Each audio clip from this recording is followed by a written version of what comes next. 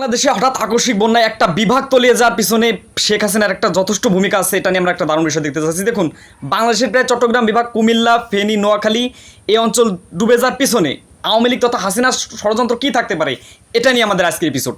দেখুন, শেখ হাসিনা কিন্তু অলরেডি ভারতে পালিয়ে যাওয়ার পর থেকে তার নানামুখী ষড়যন্ত্র সে জাল বিছিয়ে দিয়েছে। এটা আমরা পূর্বে থেকে লক্ষ্য করেছি।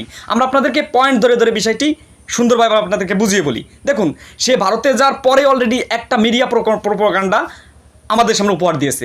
বিশেষ করে ভারতীয় মিডিয়া কান্দে কাটে মানে একবারে পুরোপুরি অস্থির হয়ে আমাদের মাঝে এটাই রিপ্রেজেন্ট করতে চেয়েছে যে বাংলাদেশের সংখ্যালঘু তথা হিন্দুরা নির্যাতিত।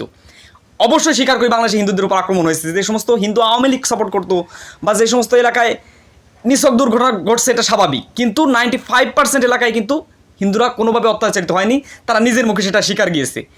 একই সাথে বাংলাদেশের যারা মাদ্রাসা শিক্ষার্থী আছেন, সাধারণ জনগণতা আছে, ছাত্র জনতা আছে, তারা কিন্তু মন্দির পাড়া দিয়েছে। এটা যথেষ্ট নজির আছে। পরবর্তীতে এটার কাজ হয়নি, তারা সেখান থেকে সরে গিয়েছে। মানে এই ধরনের সাধারণ নাটক আর কেউ খায় না। এরপরে তারা দ্বিতীয় যে অস্ত্রটি ঘায়ল করেছে বাংলাদেশের মানুষের উপর, সেটা হচ্ছে ওই শেখ হাসিনা মাদকাসক্ত ছেলে জয়কে লেলিয়ে দিয়েছে মিডিয়ার মাধ্যমে।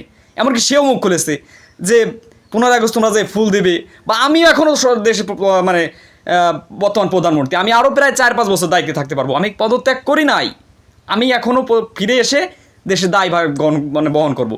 পরবর্তীতে তার নামে যখন নাশকতা বা বিভিন্ন ধরনের হত্যা মামলা দায়ের হয়ে যায়, মানে তার দেশে এসে বিচারের কার্যক্রম শুরু হতে পারে, তারপর থেকে চুপ হয়ে গেছে। দ্বিতীয় অস্ত্রটিও কাজে লাগলো না, কি করা যায়। পরবর্তীতে হিংসাবশত হয়ে ভারত কিন্তু অলরেডি উজানের পানি কিন্তু বাংলাদেশে ছেড়ে দিয়েছে।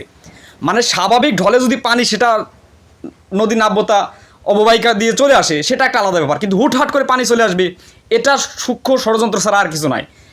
কারণ ভারত আমাদেরকে যেভাবে দাবিয়ে রেখেছে, মানে আওয়ামী লীগকে যেভাবে ভারত টিকে রেখেছিল বাংলাদেশে, সেটা কিন্তু ভারত কোনোভাবে সহ্য করতে পারছে না। মানে নানামুখী অস্ত্র দিয়ে ঘায়ল করে বাংলাদেশিদের পার পাইয়ে যাচ্ছে না। সেই দিক থেকে যেটা বলতে চাই সেটা হচ্ছে, ভারত কিন্তু এই যে 7 সিস্টার্স যেটা আছে আমাদের এই পাশের যে রাজ্যগুলো, সেগুলো কিন্তু ভারতকে বিচ্ছিন্ন করে দেওয়ার সময় এখন এসেছে। কারণ ভারত এই যে আধিপত্য, ভারতকে কিন্তু আশপাশে কোনো রাজ্য মেনে নিতে চাচ্ছে না। রাজ্য মানে দেশ। আপনাদের সুন্দর করে বুঝে বলি, মালদ্বীপ তাদের থেকে মুখ ফিরিয়ে নিয়েছে। নেপাল হিন্দু রাষ্ট্রীয় তাদের সাথে একটা বৈরী সম্পর্ক তৈরি হয়েছে। তারপর ভুটান, ওদিকে চীনের সাথে যে তাদের একটা দাকুমা সম্পর্ক, এটা সবাই জানেন। পাকিস্তানের সাথে কী সম্পর্ক সেটা আর বললাম না।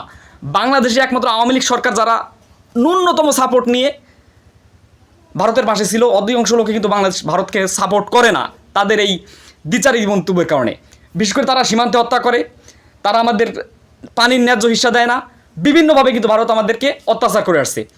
এখন কথা হচ্ছে, অনেকেই বলতে পারে ওরে আল্লাহ, ভারত তো খুবই শক্তিশালী দেশ, আমাদের চারদিকে ভারত ঘিরে রয়েছে। এই প্রশ্ন কখনো মনে আনবেন না, কারণ ভারতের শত্রুরা ভারতকে ঘিরে রেখেছে।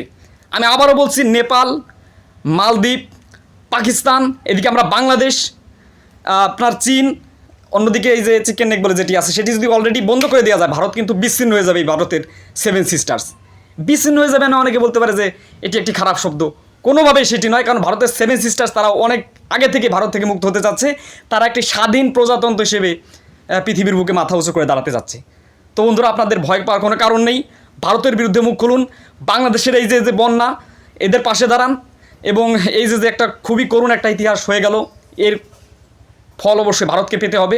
কারণ ভারত বাংলাদেশের মানুষের সাথে যে অত্যাচার করে আসছে এবং করছে, সেটা কোনোভাবেই কোশ্চিনকালে বাঙালি মেনে নেবে না। তো সবাই ভালো থাকবেন, সুস্থ থাকবেন এই প্রত্যাশায়। এবং যারা বন্যাত্ম মানুষ আছেন, তাদেরকে সার্বিকভাবে সহযোগিতা করার জন্য যা যা করা দরকার, আমি বাংলাদেশ সরকারের উপদেষ্টা ডাক্তার মোহাম্মদ ইউনূসকে অনুরোধ করছি। এই প্রত্যাশায় আজকের এপিসোডটি শেষ করছি। আসসালামু আলাইকুম।